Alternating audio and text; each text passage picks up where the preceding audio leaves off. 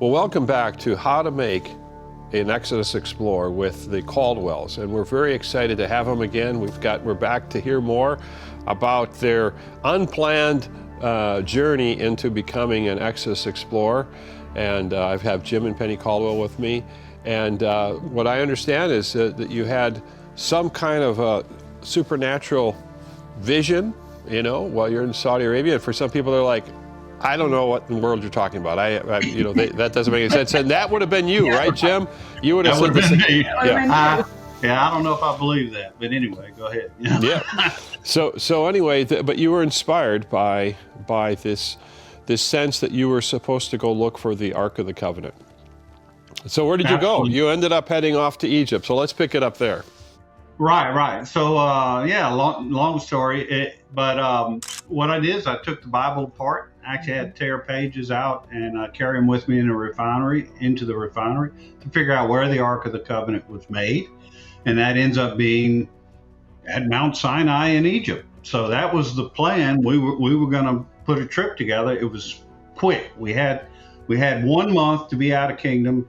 We had to leave our home by January and be out of the kingdom for a month. So everything shifted from going to Europe or Bahrain or somewhere else to going to Mount Sinai. So by the time we got to that, through the study in the Bible, through all of the watching of the Ten Commandments movie by Cecil B. DeMille and all that stuff, we were pumped and ready to go. And we were going to Mount Sinai to find out what God had in store for us there. So I'll let her talk about the journey and the preparation. By that time, the one thing that was extremely important, we didn't really realize it at the time, Tim, but as I had previously stated, when we first got into Kingdom, we got into this group of folks that were doing all this desert camping, and we had learned an awful lot about what you do and what you don't do. What kind of, we had to carry extra belts and batteries and that sort of thing. 2 spare tires. Right. If you're out in the desert for a good length of time. And we had learned all of this stuff. And so when we get this odd experience that had happened to Jim and decided, okay, well, we'll just throw everything in the truck and drive to Egypt for a month. It wasn't so far-fetched. And that was due to, the experiences that we had had when we first got to Arabia and how we had learned to live life in the desert and living in a tent for days at a time. So this is exactly what we did. We took off for Egypt. I look at it as it was a time where God was preparing us for what was to come. Sure. We had no idea.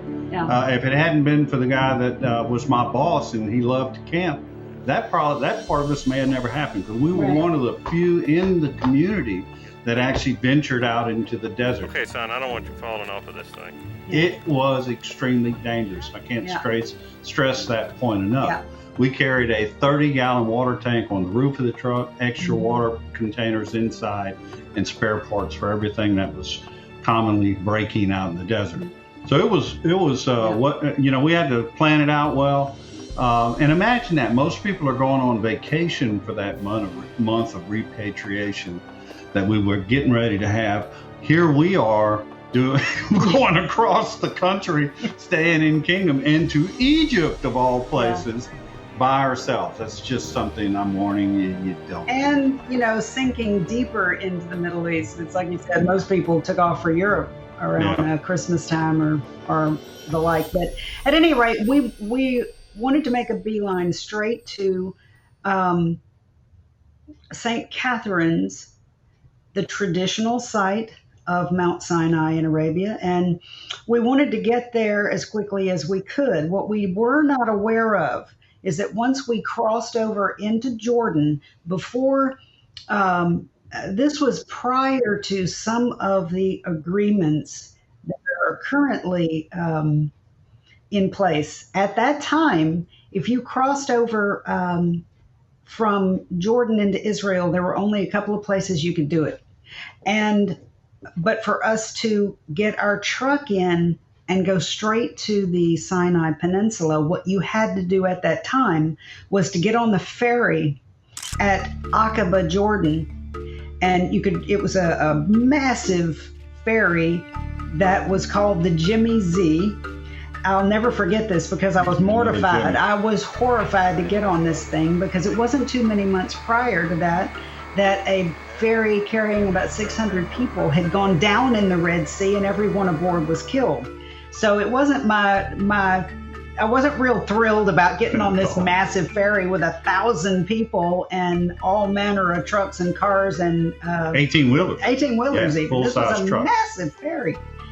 But we did it anyway, and the problem was our paperwork was not correct. We did not know that we had to have this documentation called a triptych to drive your vehicle into Egypt. And as a result, we got stuck in Nueva. In fact, what they actually did was impound our vehicle because we didn't have the right paperwork. So we spent the first couple of days in Egypt at Nueva on the Sinai Peninsula, awaiting to get all of that paperwork properly done. And that took a while. For some people, they might not realize that Nueva Beach is the southern tip. Or I'm sorry, you're in Aqaba, right? Right. From Aqaba, we would be moving westward across the Gulf of Aqaba to the port of Nueva, and that was actually an entry port to Egypt at the time. We couldn't just drive around because you would have had to driven through a portion of Israel through Eilat and gone down, and that wasn't allowed at the time. Okay, so you went from Jordan, then across the Red Sea, and you were impounded at Nueva? At Nueva. They kept our truck there. They allowed us to go. We were picked up by a cab. Right, and they allowed us to go to the hotel. But until we got the paperwork done, it was a couple of days later. And for us, that couple of days waiting to be able to take our trip down to, the traditional Mt Sinai, it just seemed like forever. We're about 30 kilometers from St. Catherine's. I remember we did finally get it all done. And because Jim had studied so much in the scripture, and of course, at the time, all we had available to us really was the Ten Commandments movie. Charlton Heston as Moses, that classic old movie. And our kids, we had just made them watch that over and over and over again so that they would sort of have in their mind what we were going down there to see, what this, wonderful place was. And I remember we were so excited. Okay, finally here. And when we pulled up to the traditional site, something, I don't know how to describe this because you can't just go on feelings, but this is the backstory. And something just didn't seem right when we got there. And I guess the first thing that stood out in my mind was, as we traveled down, I was wondering where in the world in this valley, when you get to that area, are you going to put 1 million people? Or a huge number of people? And I do understand that there is a controversy and many sides to this story. Some believe that the crowds were smaller, some believe that it was even larger. But I was trying to figure out in my mind, and it hit Jim the same way, where in the world are you going to put all these tents of all these Israelites and the mixed multitude that were supposed to have come up out of the land of Egypt? Where are you going to fit all of that in this very narrow little valley down here? And the other thing was, it seemed that the mountain was not very high. And that this is going to sound really silly, but I'm just telling you exactly what hit us. I thought to myself, if that's the mountain, I could see a man standing from where our vantage point right now in this valley. I'm looking up to the top of the traditional Mt Sinai, and I believe I could actually see a man standing on the top of that mountain. And the scripture was rolling around and around in my head about how they couldn't find Moses for this whole length of time, such that they ended up making a golden calf according to the biblical narrative because they lost Moses and they couldn't figure out where God was. So they're going to end up building a golden calf. So this was our first impression of driving up to this spot. And then that rapidly disintegrated into, what in the world are we doing in this place?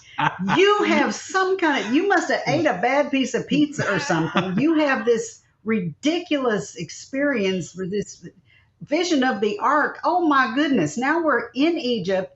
What did you think? We're just going to zoom down here to this traditional site and walk into a cave and there's the Ark of the Covenant. At this point, we were not happy campers because we thought, what are we doing here? This doesn't even appear to fit any kind of conceptuality that is promoted in the biblical narrative. We must have lost our minds. So after spending about a half a day there, at the time we were not allowed to try to ascend the mountain because there had been a snowfall the day before, and everything was closed down. We couldn't even try to ascend, the normal tourist, they allow you to go, the path up to the top. It wasn't even allowed because they felt like it was dangerous because there was snow there. So we didn't even get to do that. And we left there in great disappointment thinking, okay, number one, you were right. People who have visions are kooks, and now you're one of them. So we just, what we're going to do, we're going to go see every single thing we can in Egypt, and then we're going to leave. So we did that over the next 4 weeks. One of the things that we had to agree to, our original thought when we planned the trip out was that we would enter into the Sinai Peninsula from Aqaba, Jordan. We would cross the Gulf of Aqaba. We would enter in at the Nuweiba port. And then we would do our Mt Sinai thing. And then we would go all through Egypt, visit everything. But we were going to exit through Alexandria and make our way back a different route. But part of the original thing that we had to agree to, because we did not have this triptych, was that they were going to make us leave through the same port of entry so that they could make sure that we didn't sell our vehicle while in Egypt and not give them the tax money. That was the whole thing at that time. Okay, so that means that you had to come back to Nuweiba. We had to come back to Nuweiba, and it's we see on this side of the whole adventure, we see how all these little components came together to force us to go a certain path. And it ended up being very important that we came back through that port of Nuweiba. But we did exactly what we said. We took all of the visions of grandeur out of our head. We saw every tomb, temple, and pyramid in Egypt. We drove all the way down to the border of Sudan, beyond Aswan. We drove the whole country of Egypt, us and our kids, camping all along the way. We stayed in a few hotels along the way. But by and large, we knew Egypt by the time the whole show was over. Yeah, it's a beautiful, beautiful place. I mean, we spent a lot of time in the museum. We learned a lot in the museum. We saw a lot of the chariots of Tutankhamun and other chariot wheels. So we had a lot of information there that was given to us. But the whole thing, I believe, in going to the mountain was a setup. It's one of those moments where you look back on and say, wow, that was a miracle that things worked out the way it did. The Bible description and the way we had built this up was, if you read these with with your mind, looking at it through your mind as a video, you get perspectives and visions and ideas through the text that when you get to this location, this traditional Mount Sinai, it blows the mold of what you've envisioned this was going to look like. I know that's kind of out there, but the Bible is really filled with a lot of descriptive language that builds, sets the scene for you. And that when you go there and there's nothing, I mean, absolutely nothing there, then you begin to question, well, it wasn't real in the first place. I Right. mean, could this have happened at this location at all? I mean, nothing fits the story. And so that to me broke my heart and just knocked me down on my knees and said, this isn't the Bible. I believe everything I see, but this doesn't fit what the Bible says. And so it was hugely disappointing to me. Yeah, and I think for different people. Now I know people have gone to traditional Mount Sinai and have felt like they've had a spiritual experience, and they said, "Well, this is it," and they're there. And I know the same is true when you go to Garden of Gethsemane, or is it the tomb? There's different places where when we go to different places, we're asking those questions, and so the question then is not whether or not the Bible event happened, but do we have the right place, or the right time? And but I know something happened when you got back to Nueva, but we're going to save that for the next time we get together, because something happened. You just set it up without telling us what happened, but it changed the course of your life, right? It did. It really did. It did. Okay. Well, do you want to give me a little teaser? But something happened. Well, as we're going back to Nueva, we stay at a hotel in Haragata, is it? Or at the Hilton? Well, we at the stayed at Fayoum Haragata Village first, but then we went to Sharm el Sheikh. Sharm el Sheikh. Okay. And in Sharm el Sheikh, Penny, we're in a bookstore, and Penny, right out of the blue, reaches down and picks up a book called The Gold Mines of Midian. fact, I think if she I can put make her my finger on finger go out right there. Yeah. And Let's see, that, a little bit further. and you're going the wrong way. The back there. There you There. go. All right. So The Right Gold there. Mines of Midian, a book by Sir Richard Burton, written in the 1800s. And in the back of that book is a map. And in that map, there is when you roll it out, it says that the land of Midian, where the Mount Sinai and all these things took place, Right there. is actually in Saudi Arabia. So suddenly, from that, if you can see the yellow stickies and the highlighting that I have done in that book from those days, you can actually see the map, and that the shoreline of Midian is in Saudi Arabia. Yeah. So immediately from that moment forward, we have the whole idea of this story of going after the Ark of the Covenant just explodes It again. exploded. It really did. And the excitement and everything about it just came flooding back. And then we'll continue on once we get to know it. All right. Well, we're gonna pick it up after in our next session, and we're gonna talk about the month of January, because a lot of this happened in the month of January. It did. Big events. So this is over 30 years ago almost. 30 years. To the date This here. year. Next month will be Yeah. exactly 30 years. Yeah, so 30 years ago, and you've looked at dates and different things where things have happened in your life. And when I ended up calling you and saying, hey, I think we should do this, you were just thinking and praying too about, well, how will this story ever get out? And as I thought about it, I thought, well, what should we do? And, we've been losing friends. Just recently, we lost Dr. Leonard Moeller. And I felt that we needed to tell as much as we can and tell the stories. And so this month we're focusing on the making of an Exodus Explorer, and we're going to look at that because this whole next year is Journey to Mount Sinai. So it's going to be exciting, and there's a lot more to unpack.